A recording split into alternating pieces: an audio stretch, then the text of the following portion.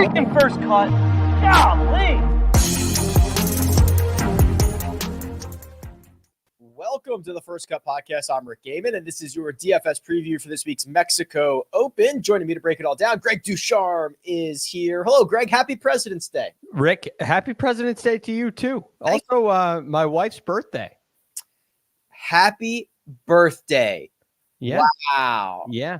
Her in Washington. That's right. They share a birthday. It's a special day. I think that... Is that Washington? Well, okay. So I think... I just looked it up earlier. So Washington's birthday's the 22nd, but I think what they do is they do it like the Monday so that it's because it's an official holiday. So your wife's birthday doesn't change, but we celebrate Washington's birthday different days. My mom's birthday is the 22nd. Okay. Well, now she shares a birthday with George Washington. Yes. All the women in my life have birthdays right about now. My wife's today. My mom's the 22nd. My grandmother, who passed away last year at 95, was the 23rd.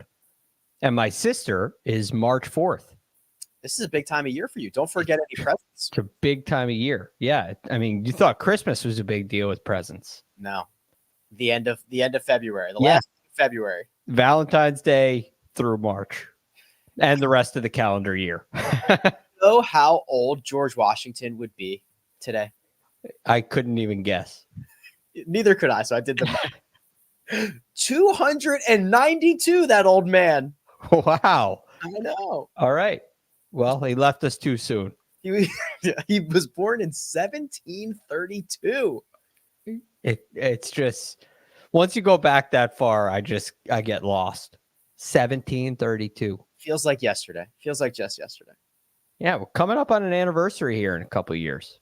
Somebody in the chat, Paul said, just a little older than Mark. Mark just catching a stray. That is a stray. Straight out of the gates here. Oh, awesome. Don't remember that Mark and George Washington were roommates at one point.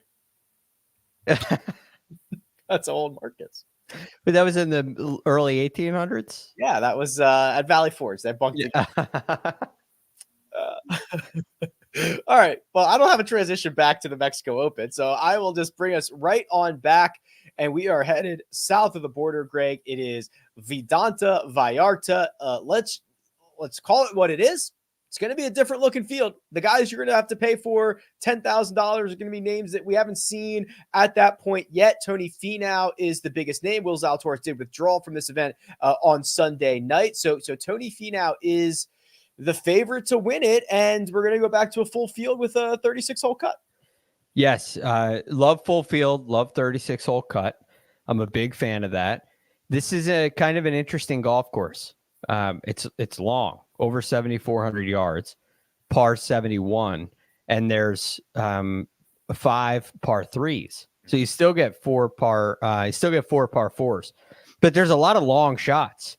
I think it's 6 par 4s over 450 yards. So that's really, it's quite long, but you can hit driver everywhere. Right. And the fairways are wide. So it really is a bomber's delight. But I don't think that distance is really the thing that separates players in this field. I lean more towards iron play. Long iron play, especially. So that's really where I'm targeting most of my picks tonight. Yeah, Troy, if you want to share my screen, I've got the scorecard up here so we can look through this. And you're right. I mean, there are a lot of long shots. There's not a lot of short approaches. It's like the lowest rate of shots from your approaches from inside 100 yards. It's like one of the highest rates on tour of shots from over 200 yards. And I agree with you, Greg. You know, you're not going to get into too much trouble off the tee. And I think it is going to come down to a lot of long iron play. And I start thinking back to, we're just a couple of weeks removed from Torrey Pines, which is another course that you hit a lot of long shots. It's a long golf course. I kind of think, obviously there's a ton of differences between Vidanta, Vallarta and Torrey Pines, the South course, but like that's the type of model of guys that I'm looking for. Be able to hit it a decent bit, but those long irons are really going to separate you. Yes. I mean, it's long approach shots. It doesn't necessarily mean long irons on today's PGA Tour. You know, I mean, sometimes these guys from 180 will hit 8 iron. And that's where distance and club head speed are a big advantage here because the shots are long, but the guys that can have shorter clubs into the greens, the deal. And then the other aspect, the difference between, say, a Riviera, which is another long par 71, and the South Course at Torrey Pines, which you mentioned, the greens are a lot easier to hit here. It's a similar square footage. I believe it's exactly the same square footage of greens to Riviera. But 7,500, I believe, is the number. Yep, that is the number. At least according to your website. Who knows? Who knows? Of course, I think that's right. No, that's right. Right. That's my source, and it's been very accurate so far. Thank you. But yeah, so there's a little less emphasis on short game than those two West Coast venues, but the attention to the longer iron shots is still absolutely there. The other thing is Riviera's greens are effectively a lot smaller. Yes. Yes. Oh, they're so tricky. Right. Things run off. It's hard to keep it on. There's not like 7,500 square feet of pinnable locations. No. And this is resort golf, right? You consider the shots that came into number 12 at Riviera last week. If you miss that fairway, hitting that green is near impossible. I mean, Patrick Cantlay did in round 3. But the shot he had to hit was just spectacular. And here, that's one, coming from the fairway. And 2, the green isn't nearly as difficult to hit. So I think it's a whole lot. That's why it's a whole lot more scoreable than those venues. 2 years. That's what we've got. This event's been around forever. It's Mexico's national championship. It has bounced around from tours. We've seen it on PGA Tour, Latino America, Corn Ferry Tour. Gets the PGA Tour sanctioned designation 2 years ago. So we have played 2 years here. In both of those years, Jon Rahm finished inside the top 10. Tony Finau finished inside the top 10. Brandon Wu finished inside the top 10. Cameron Champ finished inside the top 10. And Patrick Rodgers finished inside the top 10. Basically, half of the top 10 has been identical in both instances of this event, Greg. What do all those guys do well? They compress the golf ball. Yes. Yes. I mean, you think about a Cam Champ it's almost out of nowhere. And he is in the field again this week. But Patrick Rodgers, a long driver of the golf ball, another guy that we liked at Torrey Pines. And I believe he did pretty well. Another really good long iron player. You think of Tony Finau and Jon Rahm. I mean, Finau specifically came into this event last year, leading the field in strokes gained approach, right. Leading the tour in strokes gained approach, and he's not far behind that this year. So it's been some pretty good stuff from Tony Finau. But yeah, that club head speed, that distance is absolutely an advantage here. We're going to continue this conversation. There's also a very interesting pricing dynamic for this week. We'll go through all of that and start naming some names. But first, we're going to take a quick break and hear a word from our partners. Well, you need your sports news anywhere? We've got breaking news to bring you. Then get your sports anytime you want them. Big trade news overnight to discuss. Because we know you need sports all the time. A lot of movement in the rankings this week. A legend adds to their legacy. We're bringing you that breaking news right here on HQ. CBS Sports HQ, anywhere, anytime, all the time. And we're back. Greg, the thing that jumped out to me when the pricing came out this morning was that we have Tony Finau at $12,000. And then what DraftKings has done is they have opened up the $5,000 range. There's like 50 golfers, $5,900 and below. It goes all the way down to $5,000 even. JB Holmes, $5,000 even. So we're getting a wider set of constraints for this week. Yes, it's very interesting. And it definitely opens up a lot more room for a Tony Finau. Now, I will say in that $5,000 range, it's slim pickings, start throws. But it does allow you to get a little more creative with your overall construction. The top of the board, we'll get to that 5K range. It'll be later. The top of the board, 5 golfers over $10,000, led by the favorite, Tony Finau, $12,000. Emiliano Grillo, $11,100. That's the most expensive he's ever been by $500. Nikolai Højgaard, $10,007. Thorbjorn Olesen, $10,003. Thomas Dietrich, $10,100. It's interesting, Greg, because Finau he's going to get all the one and done tickets. He's going to get a lot of outright tickets, but this is a salary cap game. What do you want to do here at the top? I want to play Tony Finau. Okay. I really do. I mean, at first glance, I'm like, Finau, that's way too much for Finau because I just don't trust him. And I'm looking at what he's done on the greens. Yeah. Are you not terrified of this? It's not great. He's lost strokes putting in 9 of 10. Yikes. Not good. And some significant. Mm-hmm. So I know he likes this, toe in the air, really low hands style of putting, but it's not working out. It did for a little while. It did last year. He gained 4 strokes here in his win last year, but he did lose almost 2 strokes in his T2 here. Yeah, but he was also he wasn't the greatest putter in the world, but he was putting a lot better. Yeah. Leading into this event, he was basically 50-50 on whether he was gaining strokes or not. And sometimes he was gaining multiple strokes with the putter, not 9 of 10 to the negative. It was definitely not that. Yeah. But I still think he's worth the play because there's such a big drop off after Tony Finau alone.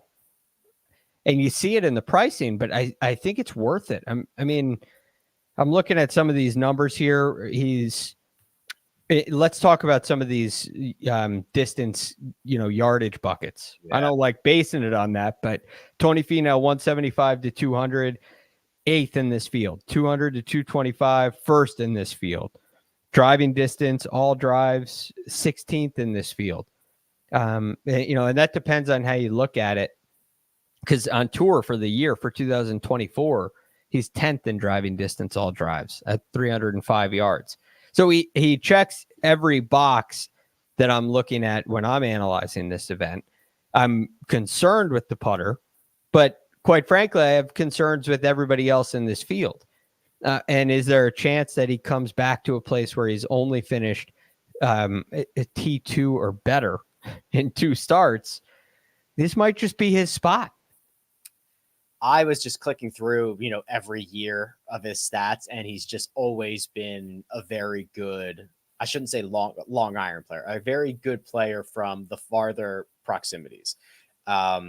Very good for PGA Tour standards, elite for this field standards. And right. I hate this stat pro. I hate what I'm seeing, but while Tony Finau is still the most expensive, when you start looking at his betting odds, 6.5 to 1, whatever that is, and then you look at the next guy, which is I'll pull it up here just to get you an updated Højgaard or Jaeger at 18 or 20 to 1. You could almost argue he should be more expensive than this. It's a big gap. It's a big gap. And it probably should be. I mean, even if you just go through this DraftKings pricing, Emiliano Grillo, he finished T44 last week, T22 at the WM Phoenix Open, T14 at Pebble, and T20 at the Farmers. Is this a $11,100 stat profile? He's been hit or miss with irons. He's been kind of hit or miss on the greens. I know he has a good record here, and I'm fine with Grillo, but I mean, I'd rather pay up for Finau. No, it's not a $10,100 profile, but if that is your criteria, then no one will meet your criteria this week.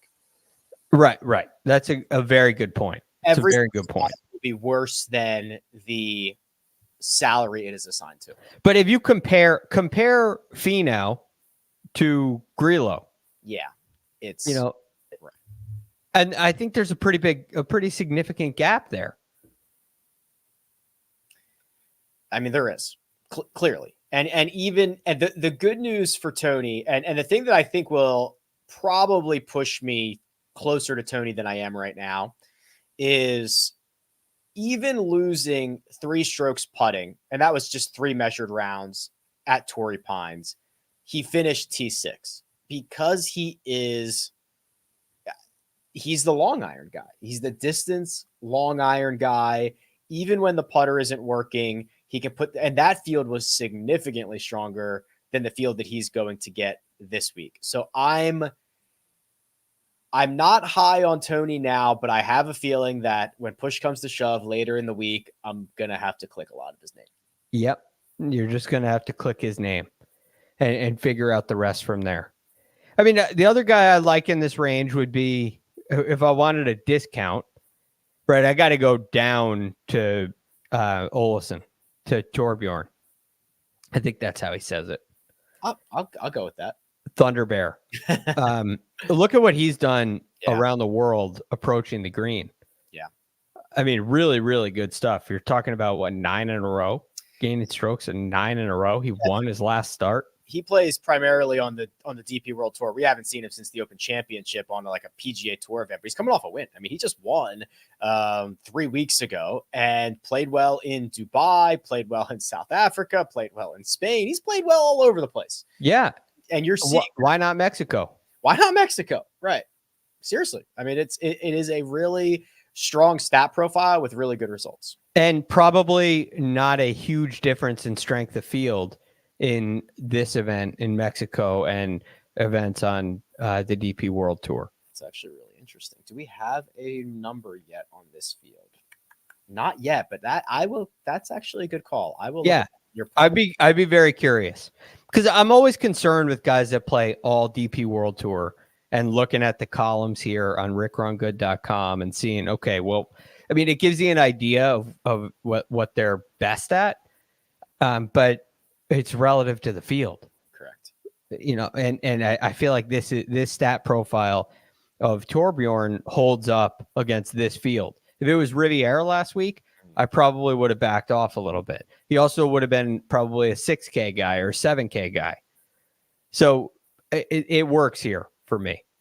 Yeah, I'll tell you what, because that Dubai, either one of them, Dubai Invitational or the Dubai Desert Classic might end up being stronger than this field. It had like in Fleetwood and guys like that. He went T8, T21, and then he won after that. Okay, I'll keep an eye on that, because that's a good call. When the strength of field comes, you usually get it like Tuesdays, I think. We'll see what that looks like. Okay, Finau, Olesen. We kind of mentioned Grillo a little bit. Do we need to talk about Nikolai? Do we need to talk about Dietrich? I'm concerned about Dietrich. Okay. Doesn't feel like a great spot for him. He's been doing a lot of his work with short game and putting. A lot of it. Yeah. Oh, yeah. I can't believe, by the way, he ended up T28 in Phoenix. Yeah, because he started out really well, and then had that one had a bad Saturday and kind of closed it up a little bit. But it's been, I don't know. This time last year, he was like the shiny new object, and he was like the favorite to win Bermuda or something like that. And it's a bunch of good results. Yeah, it's good. It's good. It doesn't feel like his kind of golf course. I agree. The West Coast does, so I'm not surprised he played well on the West Coast. And then Højgaard's just so good. He's so good. I think you're fine to play Højgaard. Iron play has been great. I like the way he hits it. He had a good result at Farmers too. If you're kind of looking back to that, he played well in Dubai. Really well. He won the DP World Tour Championship. I'll be interested to see as we go later in the week. We'll start to get projected ownership numbers. I've already looked at like the projected one and done numbers. Tony Finau is going to be like 35% owned. Like, yeah, outrageously owned in one and dones. I wonder how that will translate to the top of the DFS board, because if Nico is there, forgotten about, I'd be pretty interested. I would too. I could definitely make that pivot. And I could make the pivot to Torbjorn too, especially if there's a bit, but I don't know. The price is 12,000. It puts you into dart throw territory on the other end of the board. So I do think that'll keep some people away from Finau. I think I don't know. They don't like to click names they don't know. And if you're playing Tony, you're going to have to click some names you don't know. Yeah. Like quite a few. Yeah. Which I think might keep, which is a weird, it's a weird thing to say, but I think that's how people build lineups. 9K range. Keith Mitchell, Steven Yeager, Patrick Rogers, Taylor Pendrith, Eric Van Rooyen, Mackenzie Hughes, Ryan Fox, and we rounded out with Rio Hisatsne, I believe is what we're going with, Brandon Wu, and Mark Hubbard. So there's maybe one guy I'm pretty excited about. There's maybe two I could be fine with, but I'm not super excited about this. Yeah, there's the potential to be excited in here, but I'm kind of with you. One guy I think could win is in here. Probably the guy you're excited about. Okay, who is it? Taylor Pendrith? Yeah, that's right. Yeah. Of course it is. Yeah. This is just perfect for him. Right? I mean, he's first in the field from 175 to 200. He's ninth in the field in driving distance, all drives. His iron play has been pretty good of late. Talking about 4 of his last 5, he's gained strokes. He finished T9 at Farmers.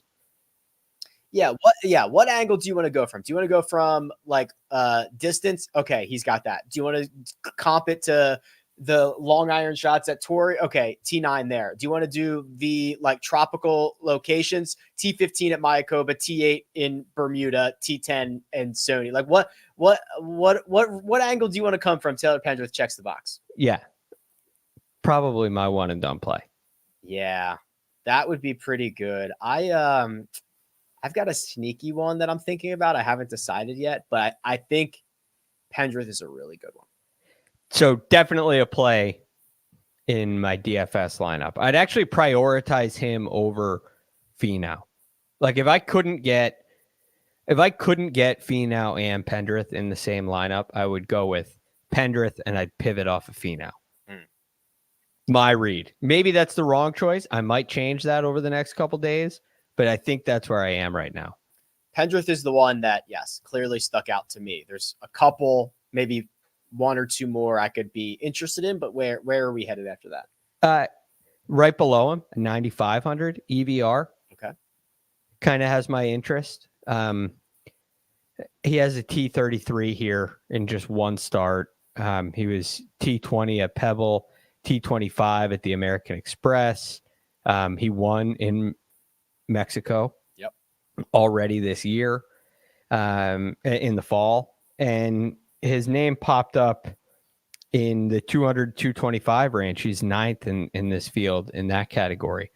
So I like what I've seen with his iron play. I love the golf swing, and I like him in fields like this, especially. Yeah, no, there's I was looking at like strength of field results, and there are definitely some guys who feast on some below average fields, and I'm pretty sure EVR is one of them. There's guys here like Ryan Fox hits it a long way, but I don't know if I could say much more about that. Patrick Rogers, how much are we allowing? And we're going to have this conversation about somebody in the next tier 2.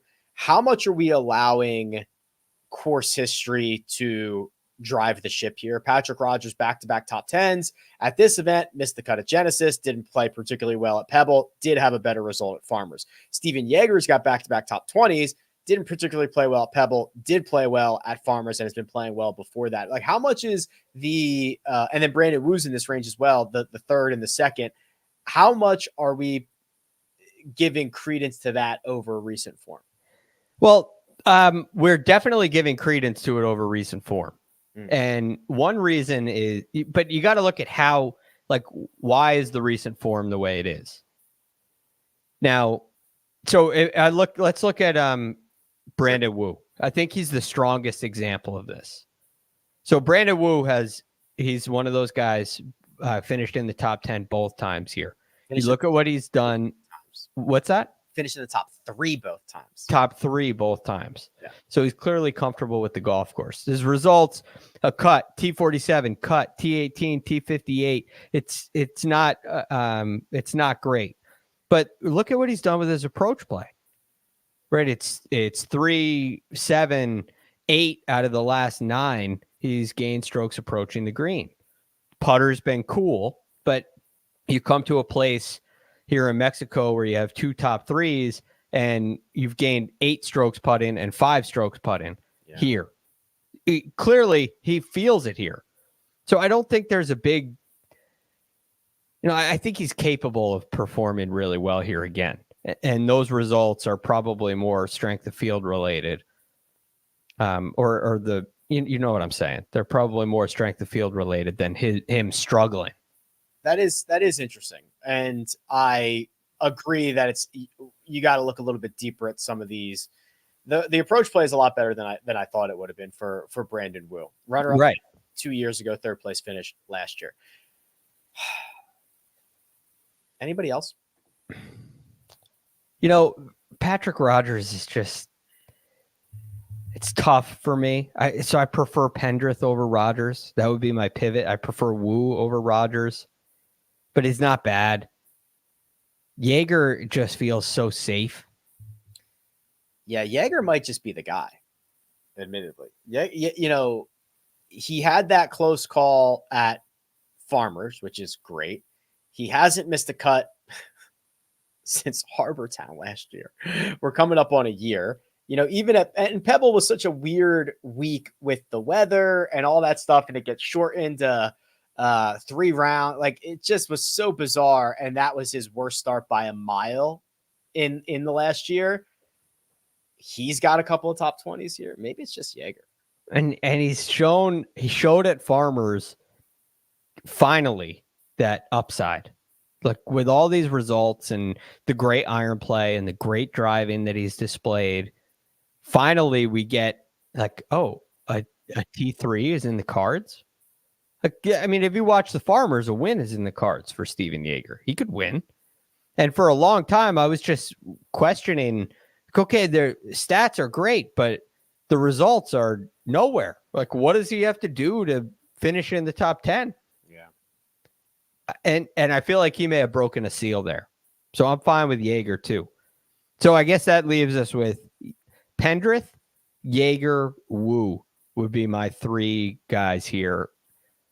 I'm okay with that. Oh, I'm okay with it too. The 8K range has another interesting conversation or two, and then we will get down to the depths of this field. But first, we're going to take a quick break and hear a word from our partners.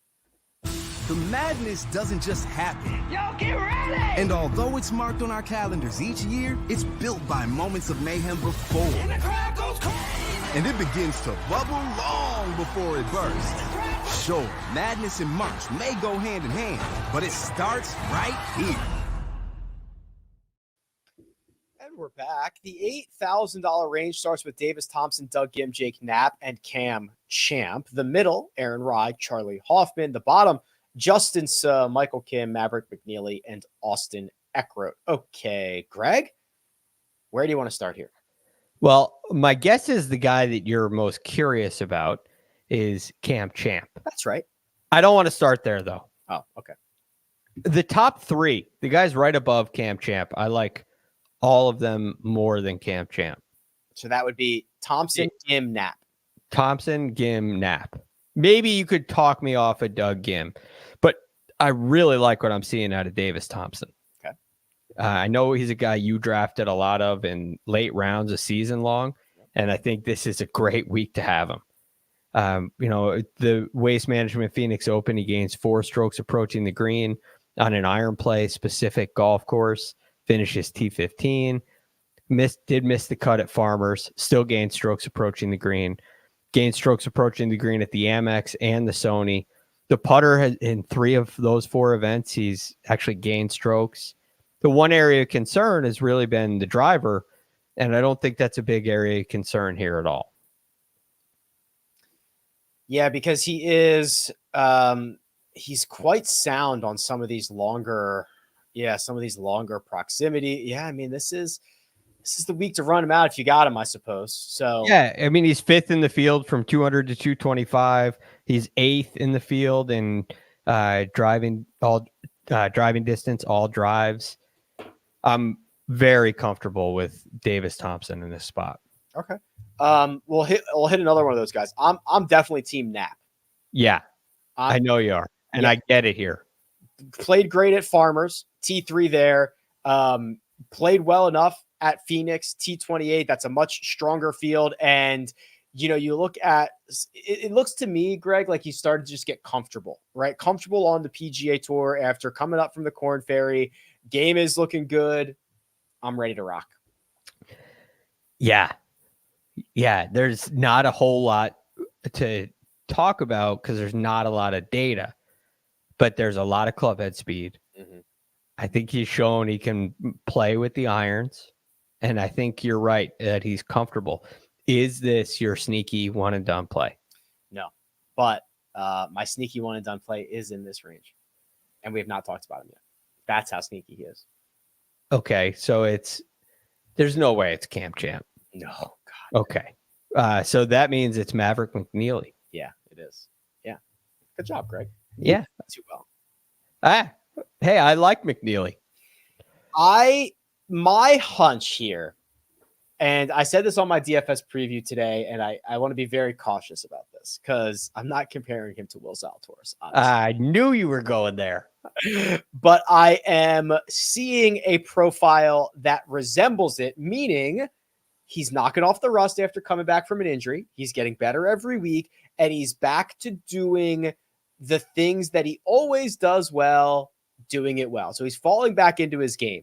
If this was this time last year, before the injury, Maverick McNeely would be $10,100 in this field. Yeah. I mean, he was at time when we got to Pebble one year and it was like that weak field Pebble. He was like $10,000. Yeah. Yeah. It makes a ton of sense. Now there's no price in one and done. There is no price, but he certainly makes sense in DFS. Right. That's my concern with, like, in one and done, I probably never need to use Maverick McNeely.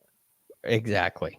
So that's why I've not committed to, I do like Pendrith. I do, if it was just the six of us, I think there would be a lot of fee now. The fact that we've now opened it up to a bigger audience now makes me kind of want to get a little Maverick McNeely. Yeah. And try to. And that's the way this PGA Tour season has been going. Right. So are we going to get our first favorite in this event? I hope not, because if Tony Finau wins this, I will probably not reap any benefits. Just to be clear, if Finau wins this, I will probably lose everything. Yeah, I get it. I totally get it. But I love McNeely. I wrote down 4 names for the 8K. Okay. Davis Thompson, we talked about, Doug Gim, Jake Knapp, Maverick McNeely. Yeah. So I totally get it. It's like he's back, he's healthy, he's good to go. The thing with is, obviously the back-to-back top 10s is awesome, but miscut, T58, T45, T59, T18 at Shriners. That's, we're now back into October. Not a lot of play to be confident in as of late. This is the difference between, the Brandon Wu situation and the Cam Champ situation. So you look at course history, and yeah, it's great, but it's not completely overriding. I may put more emphasis on it than a normal week, but I don't know if I can override 5 straight weeks losing, approaching the green, 4 straight weeks losing on the greens. Like is distance, I know it's important here and it's great for a long hitter, but is he performing that way because he's, just missing fairways? He's not going to miss fairways here. I don't know. It feels like this doesn't feel like a great situation. Agreed. I actually have a value Cam Champ that's coming up in another tier where we can get a basically the same thing, if not better version of Cam Champ for like $2,000 less. I know who it is. Who is it? Well, Joseph Bramlett. Dude, you are a mind reader. Yeah, I had the same thought. I'm looking at okay, I love Joseph Bramlett. He's in the 6K range. It's great. He's been better than Cam Champ. They do all the same, whatever tools you want from Champ, Bramlett has, and Bramlett's been better. And I think he has a top 20 here, or he's got like one decent start, I think. Yeah. So yeah, it's great. So you don't have to go with Cam Champ. Like, there's no sign that this is the week. Maybe that means he wins. But I will lose if, like you would with Finau. If Finau wins, you're not going to reap any benefits. If it's Cam Champ, I'm not reaping any benefits. So annoying when he wins and everyone's like, "You're an idiot. He's finished 10th here twice. Of course he's going to win." Yeah. Okay. Cool. You got to show me something else. He usually shows one breadcrumb before he plays well. Yeah, something. Something. Putting starts to creep up, right? No, there's nothing here. No. And I wish it was. Yeah, me too. It would be cool to play somebody who's got back-to-back top 10s, but probably not going to happen. 7K range starts with S.H. Kim, Alejandro Tosti. The middle includes Alex Smalley, K.H. Lee. The bottom, Chris Gotterup, Andrew Novak, Robert McIntyre, amongst others. How do we want to allocate our funds here, Mr. Greg? I think there's a couple of interesting plays here. Okay. Now, remember what I mentioned about Olesen and the strength of field and DP World Tour results. Ooh, okay. Go on. You know where I'm going already. I don't know if I do, but if you are, I'm getting very excited. Alexander Bjork. Okay, close. But I like that too, though. This is exciting. If you look at, he played on the PGA Tour at the Sony and the American Express. He missed the cut at the Sony, T11 at the American Express. Second at the Omega European Masters, at the Czech Masters, T14, T41 at the Open Championship. So that's a little bit of a while ago. But his absolute strength is so clearly iron play. Yeah. So clearly iron play. And I like that he's got some recent starts, and I think there's some real form there.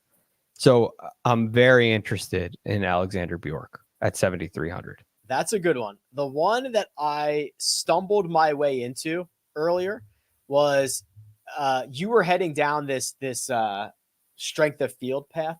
Yeah. And I was like, all right, well, let me look up who crushes weak fields. Matt Wallace has so fields that are below average in field strength. Matt Wallace has 5 career victories or 5 wins since 2017. No one else has more than 2. It's like him. I forget who else but I just, that's where I thought you were going with like a DP World Tour guy who does not have, or who plays well in weak fields. That's where I thought you were going with Matt Wallace. I want to do well so bad.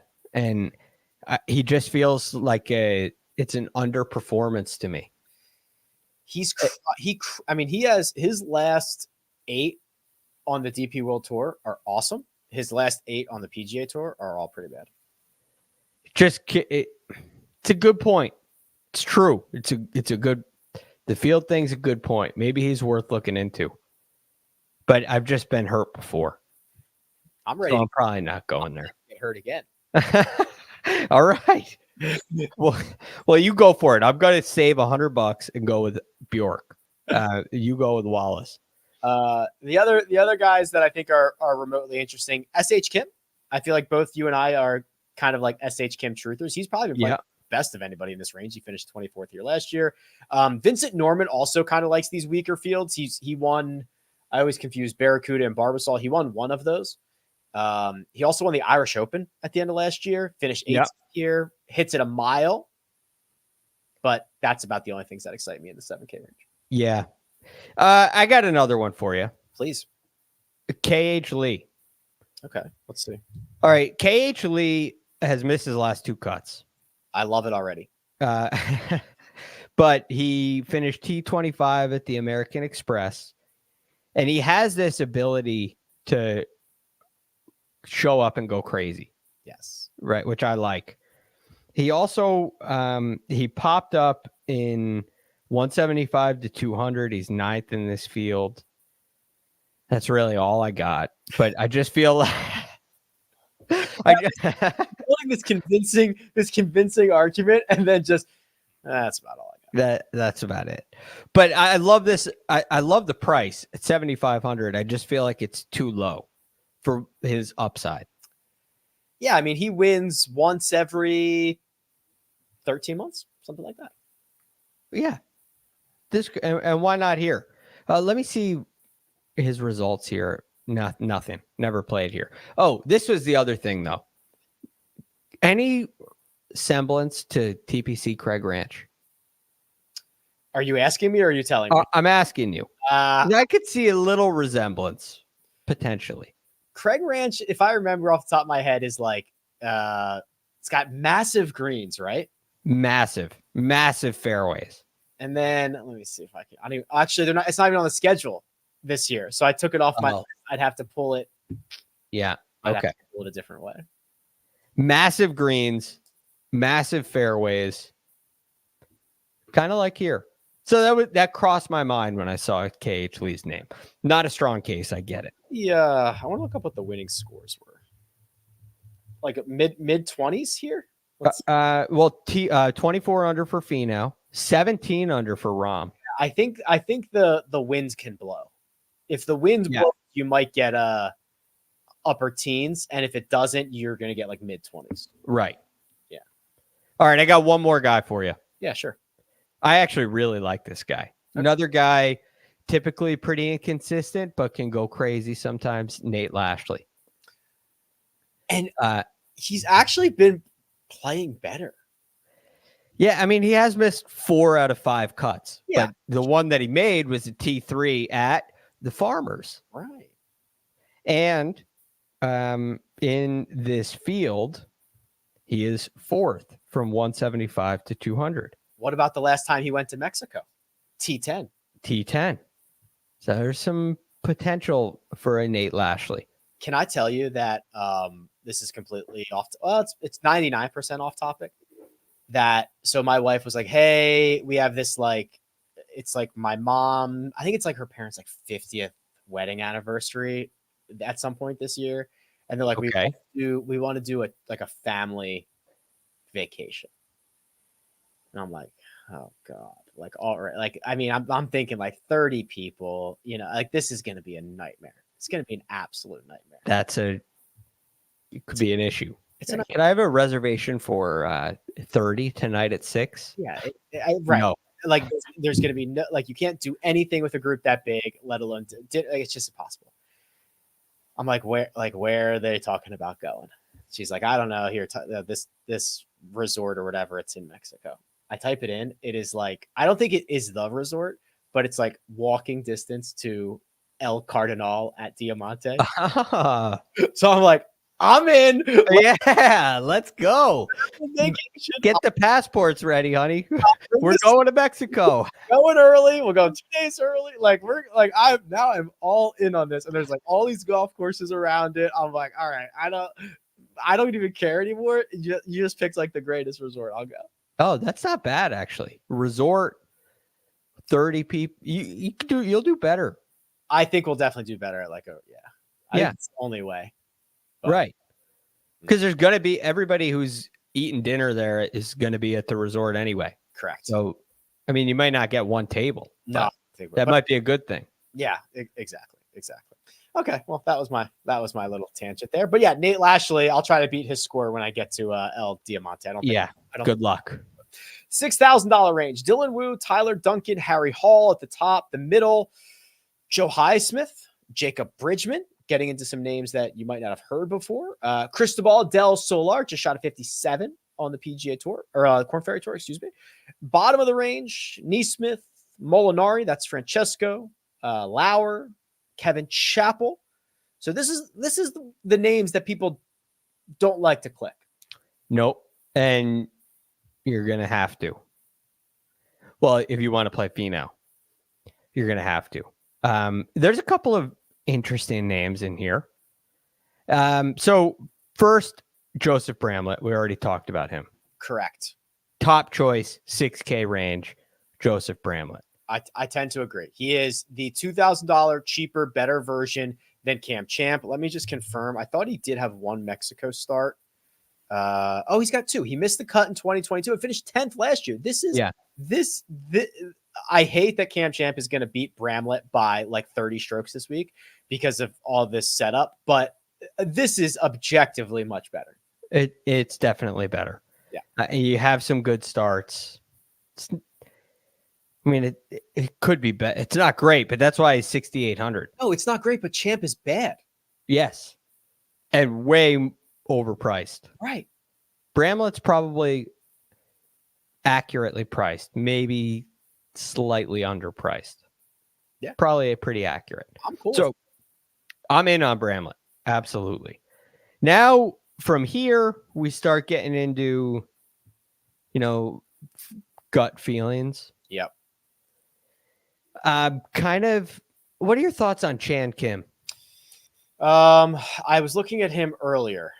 I think there's probably 2 or 3 guys that I like a little bit better, but he would definitely be in that next range.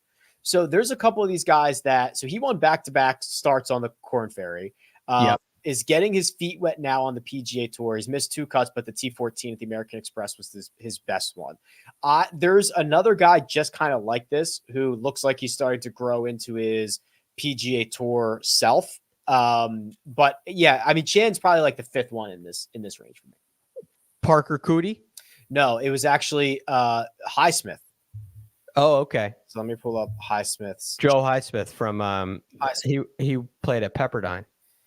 So this was the end of his Korn Ferry was awesome. Bunch of top 10s. Then he got into the playoffs, T2, T3, missed the cut at Sony, but then he's got 2 top 35s at the American Express and the Farm. This is going to be the weakest field out of any of those. Right. And I think he's just getting more comfortable. So that's what I see a lot of in this range. Guys that might have crushed the Korn Ferry or had a really good run on the Korn Ferry who are getting comfortable with their new full-time PGA Tour status. And this is a pretty good spot for them to break out. Yeah, I think that's true. I guess the other guy in that range would be Parker Cootie. Yes. To me. Right, who looks pretty good because he just finished T25 at the Farmers. He did make the cut at the Sony, which is nice, although it wasn't great. He finished T74.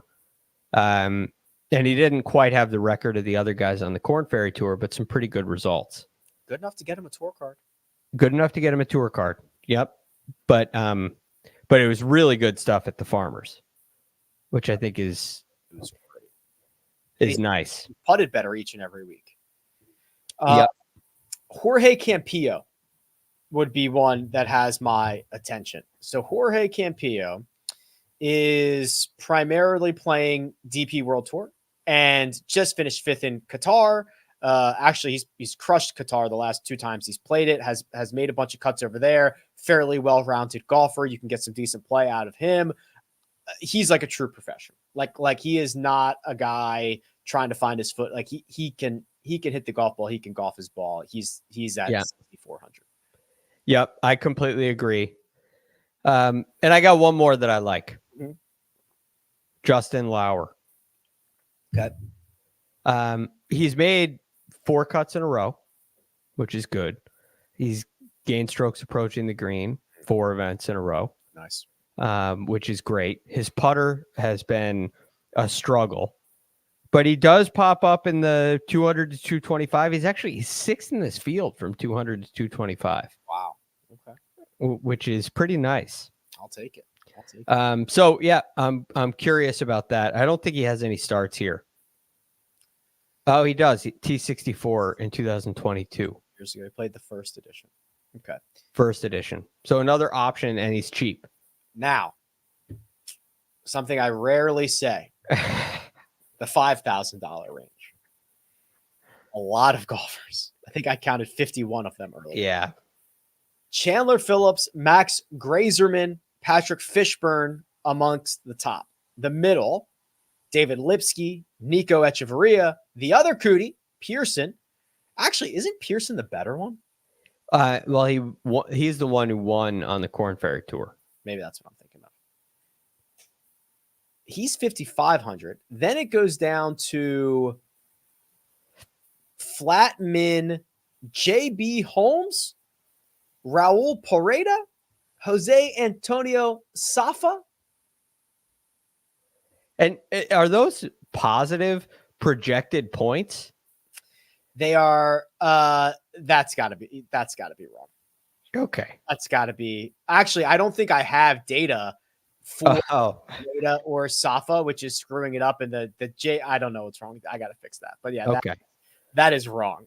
Yeah. That makes sense. So this is a tough range.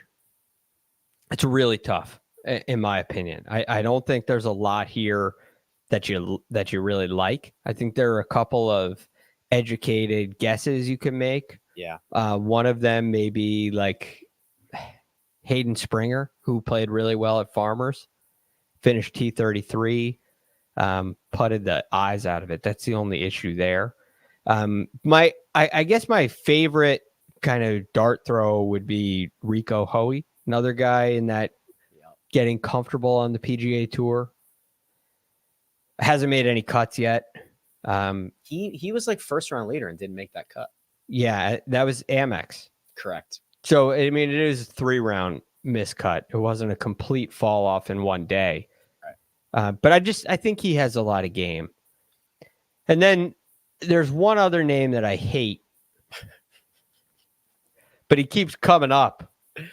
Okay. MJ Duffy. Yikes. Yeah. Yeah, it's bad. It's bad. This is okay. So there are some guys I like for like 15 holes at a time.